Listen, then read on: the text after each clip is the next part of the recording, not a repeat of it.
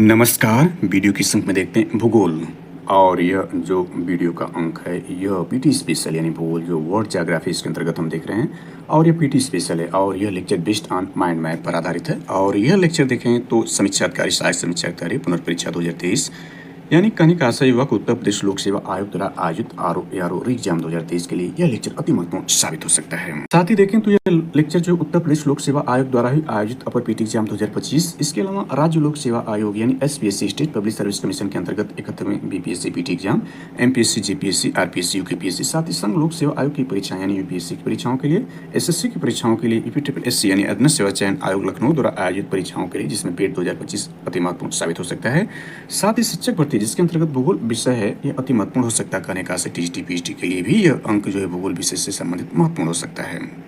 तो चलिए इस लेक्चर को शुरू करते हैं। देखें तो ये लेक्चर जो है बेस्ड ऑन माइंड मैप पर आधारित है और ये जीएस वर्ड का एक महत्वपूर्ण नोट्स है। इसके अंतर्गत इसके इंडेक्स का पूर्वावलोकन कर लें तो इसमें जो वर्ल्ड ज्योग्राफी इसके अंतर्गत जो ये महत्वपूर्ण टॉपिक दिखाई गई हैं इन सारे टॉपिक पर जो महत्वपूर्ण लेक्चर बनाकर इस चैनल पर अपलोड किए जाएंगे। तो इसमें जो हमने कल के लेक्चर में पहला जो लेक्चर देखा था उसमें मूलभूत जानकारी बेसिक नॉलेज वर्ल्ड ज्योग्राफी को समझने का प्रयास किया था, उससे आगे कड़ी आज इस लेक्चर में देखेंगे। और इसके बाद ये सारी जानकारी जो दी गई इसमें महत्वपूर्ण लेक्चर के रूप में यानी नोट्स के रूप में ये सारे जो है इस चैनल पर बनाकर अपलोड करते जाएंगे। तो आप इस चैनल को सब्सक्राइब करके वीडियो को लाइक करते रहें और चैनल को सब्सक्राइब कर लें।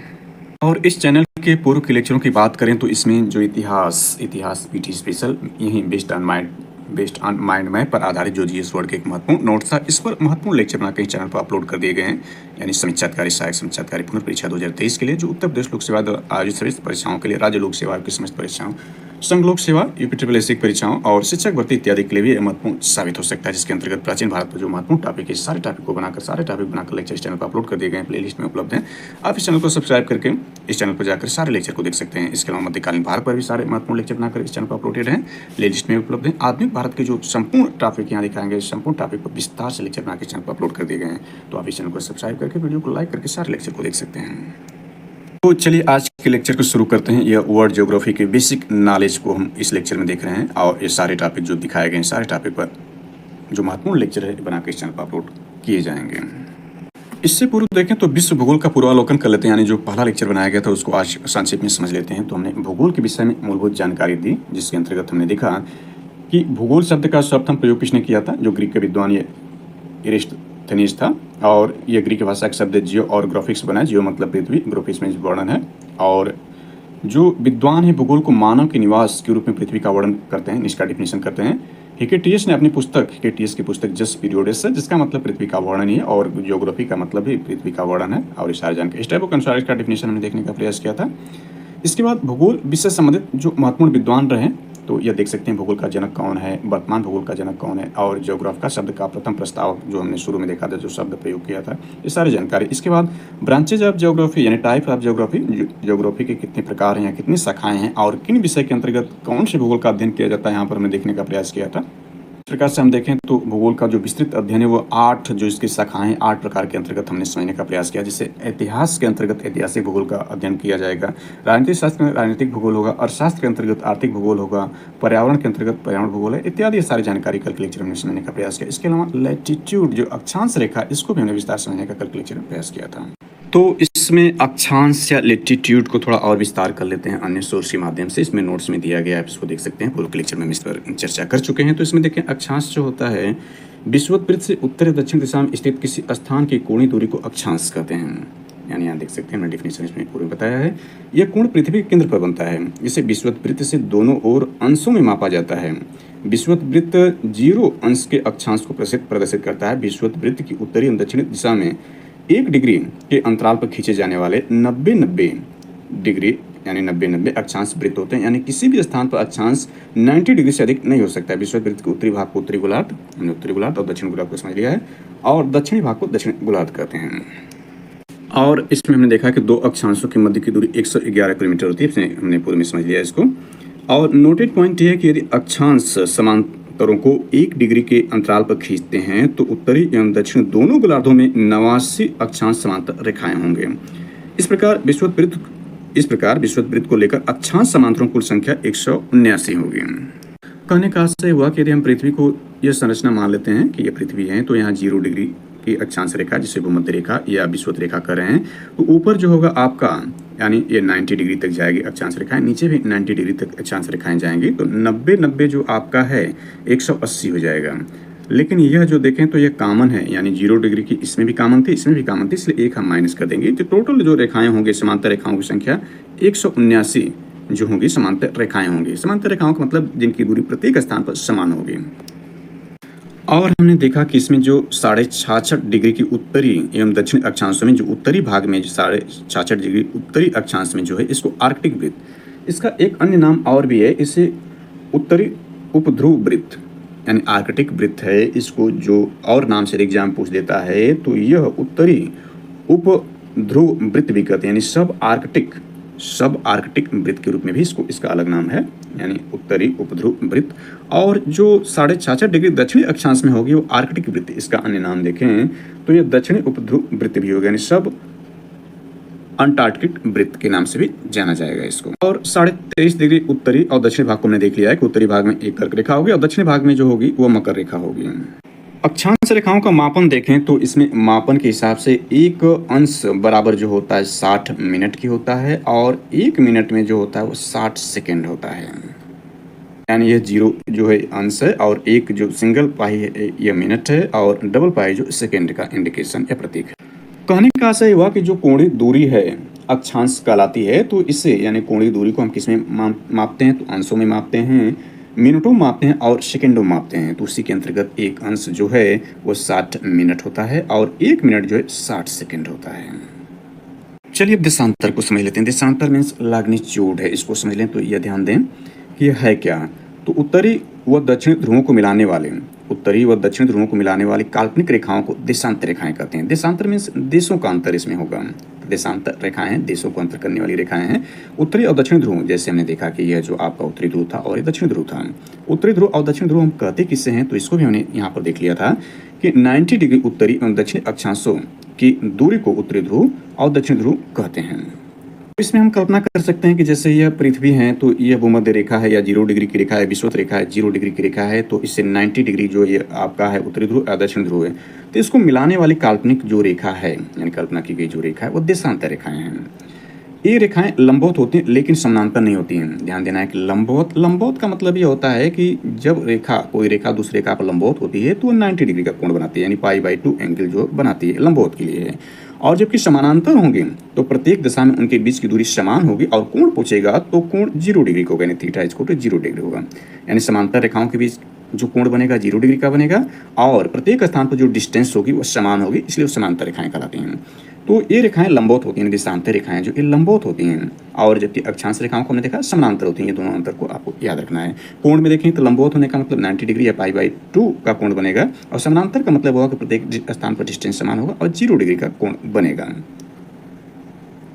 और इसमें देखें तो ये दो देशांतर रेखाओं के मध्य भूमध्य रेखा पर दूरी 111.32 किलोमीटर होती है। यानी दो देशांतर रेखाओं के मध्य जो है भूमध्य रेखा पर जो दूरी होगी वो 111.32 किलोमीटर होगी। अर्थात यूँ कह सकते हैं कि हमने देखा था दो अक्षांश रेखाओं की मध्य दूरी 111 किलोमीटर थी, उससे यह ज़्यादा है। यानी दो देशांतर रेखाओं के मध्य की दूरी जो है वह दो अक्षांश रेखाओं के बीच की दूरी से ज़्यादा है। कितना ज़्यादा है? 0.32 किलोमीटर ज़्यादा है। आगे इसमें देखते हैं तो यह है कि प्रधान यामोत्तर, जिसको ग्रीनविच रेखा कहते हैं, प्रधान यामोत्तर का नाम ग्रीनविच रेखा के सभी बिंदुओं को देशांतर 0 डिग्री माना गया है। देशांतर का मान 0 से लेकर 180 तक होता है। देशांतर को ग्रीनविच मीन टाइम या प्राइम मेरिडियन GMT यानी GMT माना गया है। ग्रीनविच मीन टाइम या प्राइम मेरिडियन कहा जाता है इसे, या GMT कहा जाता है। दो देशांतरों के मध्य 4 मिनट का अंतर होता है, अर्थात पृथ्वी 1 डिग्री देशांतर घूमने में 4 मिनट का समय लेती है। जैसे देखें यदि कोई गोला हो, कोई भी गोला हो, या गोला या वृत्त कर सकते हैं, वृत्त और गोला में अंतर होता है। जैसे कि यदि हम कुछ मैथमेटिक्स चर्चा कर लें तो जो वृत्त होता है वह समतल पर बनता है, जबकि गोला जो होगा स्फीयर होगा, इसके लिए समतल अनिवार्य नहीं है, लेकिन वृत्त के लिए समतल अनिवार्य है। और वृत्त में देखें तो वृत्त का जो क्षेत्रफल होता है πr² होता है, जबकि गोला में देखें तो इसका यहाँ क्षेत्रफल होता है, यानी ये स्थान नहीं गिरता। वृत्त जो होता है स्थान नहीं गिरता क्योंकि इसमें ऊंचाई नहीं है, लेकिन गोला में ऊंचाई होगी इसलिए स्थान गिरेगा, इसलिए इसका आयतन होता है। इसका आयतन नहीं होता है, यह स्थान गिरता है। तो इसका देखें तो 4/3 पाई आर क्यूब जो होता है इसका आयतन होता है और क्षेत्रफल 4 पाई आर स्क्वायर होता है। तो चूंकि गोला जो है पृथ्वी एक गोलाकार है, तो इसके एक बिंदु पर जो कोण बनेगा वो 360 डिग्री, एक बिंदु पर कोण 360 डिग्री का बनता है जैसा कि हम जानते हैं। और पृथ्वी पूरा एक गोला, यानी गोला का मतलब पूरा एक भाग, जैसे यदि हम इसको एक वृत्त मान लेते हैं और इसको यहाँ से काट दें, इसको फैला दें, तो ये पूरा उसका परिधि कहलाएगा, यानी गोले की परिधि हो जाएगी। इसको हम नाप सकते हैं, यानी पूरा नाप लें तो इसकी परिधि हो जाती है, यानी पूरा एक चक्कर हो जाएगा। एक चक्कर का मतलब कितना कोण बनेगा, 360 होगा। और पृथ्वी को एक चक्कर पूरा करने में समय लगता है 24 घंटे का। तो इसको हम एंगल निकालना चाहें तो 360 डिग्री का पृथ्वी जो कोण बनाती है 24 घंटे में, या गुणे 60 कर दें तो इतना मिनट में। तो 1 डिग्री का जो कोण बनाएंगी वो 24 × 60 बटे 360 मिनट का कोण बनाएंगे। 60 से काट देते हैं तो 6 6 चौको 24, यानी 4 मिनट एक बिंदु कर देंगे। तो 1 डिग्री घूमने में पृथ्वी जो 1 डिग्री घूमती हैं तो वो 4 मिनट का कोण बनता है। और यदि हम इसको 60 करना चाहें तो दोनों तरफ 15 का गुणा कर दें तो 15 डिग्री घूमेंगी तो 4 × 15, 15 चौको 60, 60 मिनट का जो कोण बनाएंगे वो 15 डिग्री घूमेंगे। और 60 मिनट का मतलब 1 घंटा, यानी 15 डिग्री का देशांतर होने पर 1 घंटे का अंतर आ जाता है। तो इस प्रकार से हम जो है ये समय को भी इसमें ध्यान दे सकते हैं देशांतर के रूप में। जिस प्रकार से हमने देखा क्या था कि जो अक्षांश रेखाएं हैं, जैसे ये पृथ्वी है तो अक्षांश रेखाएं, या आपके 0 डिग्री की जो विषुवत रेखा वो मध्य रेखा है, तो ये अक्षांश रेखाएं इस प्रकार से खींची गई रेखाएं जो होगी वो अक्षांश रेखाएं होंगी। और जैसे हमने इसको रेखाओं को खींच दिया, ये आपकी जो अक्षांश रेखाएं हैं, तो इनके दो रेखाओं के बीच की दूरी जो होगी, दो रेखाओं के बीच की जो दूरी है वो 111 किलोमीटर है। जबकि देशांतर को यदि हम देखना चाहें तो देशांतर हमने देखा था कि उत्तरी ध्रुव और दक्षिणी ध्रुव को जो मिलाने वाली काल्पनिक रेखाएं हैं, यहाँ से हम मिला दें इसको। और याद रखना है कि लंबवत होती हैं, समांतर नहीं होती हैं, तो इसको मिला देंगे यहाँ पर। और इस प्रकार से जो रेखाएं, जितनी भी रेखाएं होंगी, ये सारी रेखाएं जो होंगी ये देशों को अंतर करने वाली रेखाएं, इनको देशांतर रेखाएं कहा जाता है। यूं कहें इसमें तो यह है कि किसी स्थान की कोणीय दूरी जो प्रधान यामोत्तर मेरिडियन की पूर्व या पश्चिम में होती हैं देशांतर कहलाती हैं। लंदन के ग्रीनविच से गुजरती हैं। 0 डिग्री के दोनों ओर, यानी यहाँ पर देखें तो 0 डिग्री के दोनों ओर 180 डिग्री तक ये देशांतर रेखाएं होती हैं, जो कुल मिलाकर 360 हैं। कुल मिलाकर कितनी होती हैं, ये 360 रेखाएं हैं, जहाँ केवल 0 डिग्री अक्षांश रेखा पृथ्वी को 2 बराबर भागों में बांटती है। यानी ये 2 बराबर भागों में 0 डिग्री अक्षांश रेखा बांट रही है। 0 डिग्री अक्षांश रेखा, हमने ये अक्षांश रेखा देशांतर है, बल्कि हमने जहाँ केवल 0 डिग्री अक्षांश रेखा पृथ्वी को 2 बराबर भागों में बांटती है, वहीं सभी देशांतर रेखाएं यह कार्य करती हैं। यानी सभी देशांतर रेखाएं यह कार्य करती हैं, मतलब 2 भागों में बांटती हैं। यानी अक्षांश रेखा में तो 0 डिग्री अक्षांश की रेखा ही पृथ्वी को 2 भागों में बांटती है, लेकिन ये ध्यान देना है कि वहीं सभी देशांतर रेखाएं ये कार्य करती हैं, मतलब सभी जो देशांतर रेखाएं पृथ्वी को 2 भागों में बांटती हैं। इसलिए इन सभी को महान वृत्त, ग्रेट सर्किल कहा जाता है। 0 डिग्री देशांतर की भूमध्य रेखा पर दूरी 111.32 किलोमीटर जो ध्रुवों की ओर कम होती जाती है। ग्रीनविच रेखा से पूर्व में स्थित 180 डिग्री तक सभी देशांतर पूर्वी देशांतर एवं पश्चिम की ओर स्थित सभी जो देशांतर पश्चिमी देशांतर कहे जाते हैं। एक क्रम से पूर्वी गोलार्ध पश्चिमी गोलार्ध कहलाते हैं। गोलाकार होने के कारण पृथ्वी 24 घंटे में 360 घूम जाती है, अतः 1 डिग्री देशांतर की दूरी तय करने पृथ्वी को 4 मिनट का समय लगता है। और इसमें इंपॉर्टेंट ये बनता है कि देशांतर के आधार पर ही किसी स्थान का समय ज्ञात किया जाता है। 2 देशांतर रेखाओं के बीच की दूरी को गोरे नाम से जानी जाती है। और इम्पोर्टेंट है कि 0 अंश अक्षांश, यानी 0 अंश अक्षांश, ये देखिए 0 अंश अक्षांश था 0 अंश देशांतर अटलांटिक महासागर में काटते हैं। यानी अटलांटिक महासागर में जो है 0 अंश अक्षांश और 0 अंश देशांतर अटलांटिक महासागर में काटे या मिलती हैं। और इसमें ध्यान दें कि ग्रीनविच यामोत्तर जो है वह 0 डिग्री देशांतर पर है, और इस पर जो देश हैं, यानी ग्रीनविच यामोत्तर पर जो या 0 डिग्री देशांतर पर जो देश हैं, उन देशों को देखें तो 0 डिग्री देशांतर रेखा पर अंटार्कटिका के अतिरिक्त, अंटार्कटिका तो है, इसके अतिरिक्त जिन 8 देशों से गुजरती है 0 डिग्री की रेखा, उन 8 देशों में देखें तो आपका घाना है, अल्जीरिया है, टोगो है, माली है, इंग्लैंड है, और बर्किना फासो है, स्पेन है और फ्रांस है। और जो 180 देशांतर की रेखा उसको अंतर्राष्ट्रीय तिथि रेखा कहते हैं। और अंतर्राष्ट्रीय तिथि रेखा जो है आर्कटिक सागर, तुर्की सागर, बेरिंग स्ट्रेट और प्रशांत महासागर से जो है 180 डिग्री की जो है देशांतर रेखा गुजरती है, जिसको अंतर्राष्ट्रीय तिथि रेखा के नाम से जानते हैं। तो आगे इसमें अंतर्राष्ट्रीय समय जो है, अंतर्राष्ट्रीय तिथि रेखा, उसको भी समझ लेते हैं। अंतर्राष्ट्रीय तिथि रेखा, अंतर्राष्ट्रीय समय रेखा, इंटरनेशनल टाइम जोन को समझ लेते हैं। और यह अंतर्राष्ट्रीय तिथि रेखा क्या है तो इसके बारे में देखें। विश्व को 24 समय जोनों में विभाजित किया गया है, तथा प्रत्येक जोन 15 डिग्री के बराबर होता है। यानी विश्व को 24 समय जोन में, इंपॉर्टेंट है कि विश्व को क्या है 24 समय जोनों में विभाजित किया गया है, और प्रत्येक जोन 15 डिग्री के बराबर होता है। प्रत्येक जो 15 डिग्री का मतलब प्रत्येक 15 डिग्री पर एक जो घंटे का अंतर आता है उसको हमने समझ लिया था, जबकि 1 डिग्री पर 4 मिनट का अंतर आता है। ब्रिटेन के ग्रीनविच से गुजरने वाली देशांतर रेखा 0 डिग्री देशांतर को प्रधान मध्यांतर रेखा कहते हैं, यानी प्रधान यामोत्तर रेखा जो है यह ब्रिटेन की गुजरती है, यानी ब्रिटेन के ग्रीनविच से गुजरने वाली देशांतर रेखा उसको 0 डिग्री की देशांतर रेखा के नाम से जानते हैं और इसे प्रधान मध्यमा रेखा के नाम भी दिया गया है। 0 डिग्री देशांतर जो है ग्रीनलैंड, नॉर्वेजियन सागर, ब्रिटेन, स्पेन, अल्जीरिया, फ्रांस, माले, बुर्किना फासो, घाना तथा दक्षिण अटलांटिक समुद्र से गुजरता है। 1 डिग्री देशांतर को पार करने पृथ्वी को 4 मिनट का समय लगता है। प्रधान मध्यमा रेखा अर्थात 0 डिग्री से 90 डिग्री जाने पर 6 घंटे का समय लगता है, यानी 0 डिग्री से 90 डिग्री जाने पर जो है 6 घंटे का समय लगता है। सर्वाधिक 12 टाइम जोन रूस में है, यानी विश्व का सबसे बड़ा देश जो रूस है वहाँ सर्वाधिक जो टाइम जोन है 12 है, यानी 24 में से आधा जो टाइम जोन वो रूस में ही है। प्रत्येक देश का मानक समय ग्रीनविच मीन टाइम से आधा घंटे के गुणांक के अंतर पर निर्धारित किया जाता है, यानी प्रत्येक देश का जो मानक समय है वो ग्रीनविच मीन टाइम से आधे घंटे गुणांक के अंतर पर निर्धारित किया जाता है।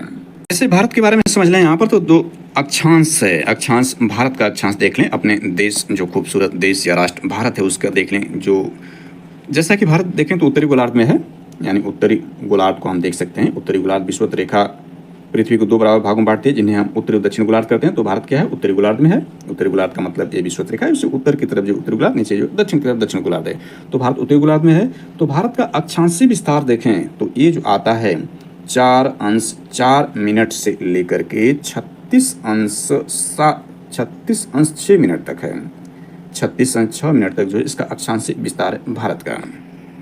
जबकि संपूर्ण भारत का लेकर चलेंगे, जिसमें द्वीप यानी अंडमान द्वीप, लक्षद्वीप इत्यादि जो शामिल है, संपूर्ण यानी यह जो आपका स्थलीय भाग को लेकर हम चल रहे हैं, संपूर्ण भारत को लेकर चलेंगे तो इसमें 2 डिग्री का अंतर आ जाता है, यानी तब ये 6 डिग्री जो है 6 डिग्री 4 मिनट से लेकर के ऊपर वाला तो वहीं रहता है 37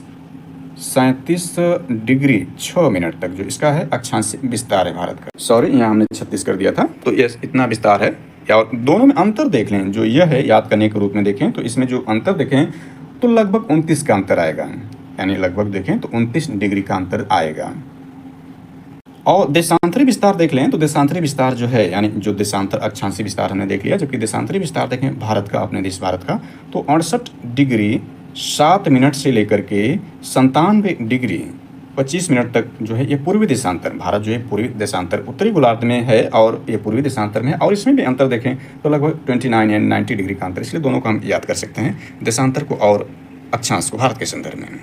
और जबकि हम जानते हैं कि भारत का जो क्षेत्रफल एरिया जो है वह 32,87,263 किलोमीटर स्क्वायर है। और भारत जो है विश्व के क्षेत्रफल का 2.42% भाग रखता है और भारत विश्व का 7वां सबसे बड़ा देश है। विश्व का सबसे बड़ा देश हमने देखा कि रूस है, यानी सबसे बड़ा देश देखें तो रूस है, जिसमें देखें तो कुल मिलाकर कितने टाइम जोन है, कुल मिलाकर 12 टाइम जोन तो रूस में ही है। विश्व का सबसे बड़ा देश रूस है।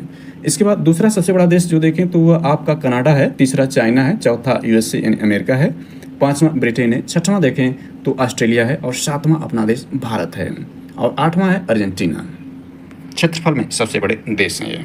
और भारत की जो समय रेखा है या जो भारत का टाइम है वह 82.5 डिग्री, जो 82.5 डिग्री पूर्वी देशांतर द्वारा जो है भारत का जो टाइम निर्धारित होता है और यह जीएमटी से 5.5 घंटा जो है आगे भारत का टाइम।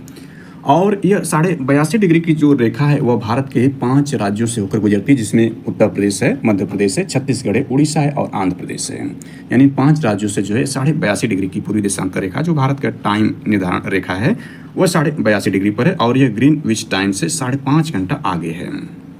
तो भारत की जो तिथि निर्धारण रेखा है वह 82.5 डिग्री की पूर्वी देशांतर है। 82.5 डिग्री की पूर्वी देशांतर कहने का आशय हुआ कि हमने देखा कि यामोत्तर जो है वह कहाँ से है, जो देशांतर रेखा है 0 डिग्री देशांतर रेखा जो है यह प्रधान यामोत्तर रेखा है। और जो देखें तो इससे पहले इसको समझ लेते हैं, फिर इस पर विस्तार चर्चा करते हैं। अंतर्राष्ट्रीय तिथि रेखा को देख लेते हैं तो 1884 ईस्वी में वाशिंगटन में समझौते के अनुसार 180 डिग्री के समीप स्थल खंडों को छोड़कर एक काल्पनिक रेखा निर्धारित की गई, जिसे अंतर्राष्ट्रीय तिथि रेखा कहते हैं। यह रेखा प्रशांत महासागर में उत्तर से दक्षिण तक फैली है। अंतर्राष्ट्रीय तिथि रेखा के पूर्व से पश्चिम की ओर यात्रा करने पर, अंतर्राष्ट्रीय तिथि रेखा से पूर्व से पश्चिम की ओर यात्रा करने पर एक दिन घट जाएगा, याद रखना है घट जाएगा, जबकि पश्चिम से पूर्व को यात्रा करने पर एक दिन बढ़ जाएगा। अंतर्राष्ट्रीय तिथि रेखा देखें तो ये आर्कटिक सागर, चुकी सागर, बेरिंग जल संधि और प्रशांत महासागर से गुजरती है। तो अब यहाँ पर ध्यान दें कि अंतर्राष्ट्रीय तिथि रेखा से भारत देखें तो भारत जो है वो पूर्व की तरफ है। अंतर्राष्ट्रीय तिथि रेखा जो है आप देखें तो यहाँ कहाँ से है, अंतर्राष्ट्रीय तिथि रेखा जो है वह काल्पनिक तिथि रेखा है। ये रेखा प्रशांत महासागर में उत्तर से दक्षिण तरफ फैली है। तो इससे जो पूर्व की तरफ भारत है और भारत की स्थिति यानी यहाँ से देखें तो यह आपका जो 180 डिग्री की रेखा है और 0 डिग्री की रेखा जो है यह आपका जो है वो लंदन से ब्रिटेन से गुजरती है। तो यहाँ पर ध्यान दें कि जो भारत है पूर्वी देशांतर में 82.5 डिग्री पर है और 1 डिग्री पर हम जानते हैं कि 4 मिनट का कोण बनता है। तो 82.5 डिग्री पर हम देखें 82.5 डिग्री यानी 82.5 से 1/2 82 से 1/2 में हम 4 का गुणा कर देते हैं तो ये हो जाएगा यानी इसको हम कहेंगे 82 × 4 धन 1/2 × 4 इसको हम गुणा कर देते हैं तो ये हो जाएगा 4 × 8 8 चौको 32 और इसमें गुणा कर देंगे 2 यानी 330 मिनट। 330 मिनट का कोण हुआ 330 में हम 60 का भाग कर देंगे क्योंकि मिनट में तो घंटा बनाने के लिए हम भाग कर देंगे 6×5 = 30 और 6×5 = 30 यानी 5 घंटा 5.5 घंटा 6×5 = 30 यानी 5.5 घंटा। ये जो 5.5 घंटा है उतने का अंतर होगा भारत के टाइम में। कहने का आशय हुआ कि यदि लंदन में देखें तो 12 बजेगा, दोपहर का 12 बजेगा तो भारत में जो होगा उसे 5.5 घंटा हो गया अर्थात शाम का 5:30 बज रहा होगा भारत में। लंदन में दोपहर का 12 होगा तो भारत में जो होगा शाम के 5:30 बजेगा। और इसमें कुछ ऐड करेंगे देखें स्थानीय जो समय होता है अर्थात लोकल टाइम जो होता है उसका निर्धारण देखें तो ये पृथ्वी पर स्थान विशेष का सूर्य की स्थिति से परिकलित समय है। स्थानीय मध्यमान समय वह समय है जब सूर्य उस स्थान विशेष पर लंबवत चमकता है। जैसे भारत में सर्वाधिक पूर्वी यानी भारत के सर्वाधिक पूर्व में अरुणाचल प्रदेश है एवं सर्वाधिक पश्चिम में जो गुजरात यानी भारत के सर्वाधिक पूर्व में अरुणाचल प्रदेश और सर्वाधिक पश्चिम में गुजरात का द्वारका है में स्थित स्थानों के स्थानीय समय में लगभग 2 घंटे का अंतर मिलता है। यानी भारत में ही देखें तो सबसे पूर्वी और पश्चिमी भाग में है लगभग 2 घंटे का अंतर मिल जाता है। इसके बाद मानक समय स्टैंडर्ड टाइम जो होता है किसी देश के मध्य से गुजरने वाली यामोत्तर का माध्य होता है जो स्थानीय समय की असुविधा के कारण संपूर्ण देश के लिए लागू माना जाता है। जैसे उदाहरण के लिए देखें तो भारत में भी हमने देखा है कि 82.5 डिग्री की जो पूर्वी यामोत्तर रेखा है जो कि इलाहाबाद के निकट नैनी से गुजरती है का समय संपूर्ण भारत के लिए मानक यानी IST है। इससे भारत के विभिन्न प्रदेशों में देशांतरी अंतर के कारण समय की विभिन्नता को समायोजित करने की समस्या से निजात मिल जाता है। कहने का से हुआ कि 180 डिग्री देशांतर यानी अंतर्राष्ट्रीय तिथि रेखा के बाईं ओर जाने पर एक दिन जोड़ना पड़ता है। बाईं ओर का मतलब पूर्व की ओर जाने पर एक दिन जोड़ना पड़ता है जबकि दाईं ओर एक दिन घटाना पड़ता है यानी पश्चिम की ओर जाने पर एक दिन घटाना पड़ता है। आगे इसमें देखते हैं तो यह विषुवत रेखा के बारे में देखें तो यह पृथ्वी की मध्य सतह से होकर जाने वाली यह रेखा उत्तरी और दक्षिण ध्रुव से बराबर दूरी यानी जो विषुवत रेखा के बारे में पृथ्वी की मध्य सतह से होकर जाने वाली यह रेखा उत्तरी और दक्षिण ध्रुव से बराबर दूरी शून्य अक्षांश पर होती है। विषुवत रेखा के उत्तरी भाग को उत्तरी गोलार्ध और दक्षिणी भाग को दक्षिण गोलार्ध करते हैं। इसको मैं पूर्व में ही देख लिया था। अब इसमें कटिबंध को देख लेते हैं यानी कटिबंध वेरी इंपॉर्टेंट कटिबंध होते हैं। कटिबंध का मतलब प्रत्येक गोलार्ध को ताप के आधार पर कई भागों में बांटा गया, इन भागों को कटिबंध कहते हैं, इल्म कहते हैं। यानी देखें तो यहाँ 4 प्रकार के कटिबंध हैं। यदि हम पृथ्वी को इसमें कर लें यानी इसको बांट लें इस प्रकार से पृथ्वी का जो है मैप ये मान लें पृथ्वी है तो ये 0 डिग्री की अक्षांश यानी कटिबंध जो है यह अक्षांश के आधार पर निर्धारित होते हैं। तो कटिबंध 0 डिग्री अक्षांश की रेखा भूमध्य रेखा विषुवत रेखा है। तो इससे जो होगा 30 डिग्री नॉर्थ में या साउथ में और 45 डिग्री देखें तो यह आपका जो है नॉर्थ है और 45 डिग्री साउथ में भी और 66.5 डिग्री नॉर्थ 66.5 डिग्री जो है वो साउथ में या 90 डिग्री जो है नॉर्थ या साउथ में। इस प्रकार से इसके कटिबंध में बांटे गए हैं।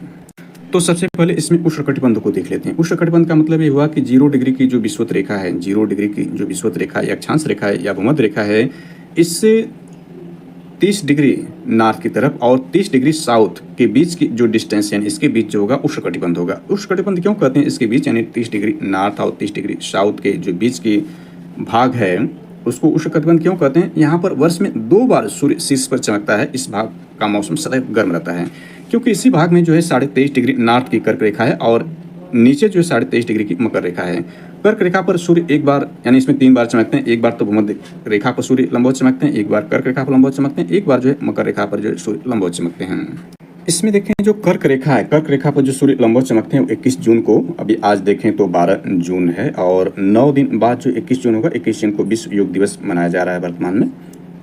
21 जून को कर्क रेखा पर लंबवत होते हैं सूर्य, इसे कर्क संक्रांति भी कहते हैं। इस दिन उत्तरी गोलार्ध में सबसे बड़ा दिन होता है। उत्तरी गोलार्ध में भारत है, अर्थात भारत में भी जो सबसे बड़ा दिन जो होगा 21 जून को ही होगा। और दूसरी बात देखें तो जो सूर्य लंबवत चमकते हैं वो मकर रेखा पर चमकते हैं, यानी मकर संक्रांति का दिन होता है। 22 दिसंबर को सूर्य मकर रेखा पर लंबवत होते हैं, इसे मकर संक्रांति कहते हैं। इस दिन दक्षिण गोलार्ध में सबसे बड़ा दिन होता है 22 दिसंबर को। और दो बार जो है देखें तो सूर्य जो विषुवत रेखा पर लंबवत चमकते हैं वो 23 सितंबर और 21 मार्च को। तो यहाँ पर 23 सितंबर 21 मार्च को संपूर्ण पृथ्वी दिन और रात बराबर होते हैं। इसे क्रमशः शरद विषुवती और बसंत विषुवत के नाम से जानते हैं। 21 मार्च से 23 सितंबर के अवधि में उत्तरी गोलार्ध सूर्य का प्रकाश 24 घंटे या उससे अधिक होता है। और इस समय यहाँ दिन बड़े और रातें छोटी होती हैं। जैसे जैसे उत्तरी ध्रुव की ओर बढ़ते जाते हैं, दिन की अवधि भी बढ़ती जाती है। उत्तरी ध्रुव पर तो दिन की अवधि यानी उत्तरी ध्रुव पर तो दिन की अवधि 6 महीने की होती है।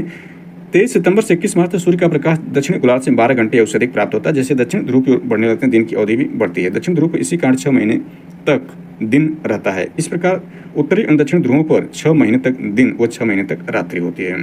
नोट पृथ्वी को अपने अक्ष पर झुके होने के कारण दिन व रात छोटा व बड़ा होते हैं। तो हमने पहला कटिबंध उष्ण कटिबंध को देख लिया। दूसरा कटिबंध देखें तो वह उपोष्ण कटिबंध है। इसमें है कि 30 डिग्री से 45 डिग्री उत्तरी एवं दक्षिण अक्षांशों के बीच स्थित क्षेत्र, जहाँ कुछ महीने ताप अधिक और कुछ महीने ताप कम होता है।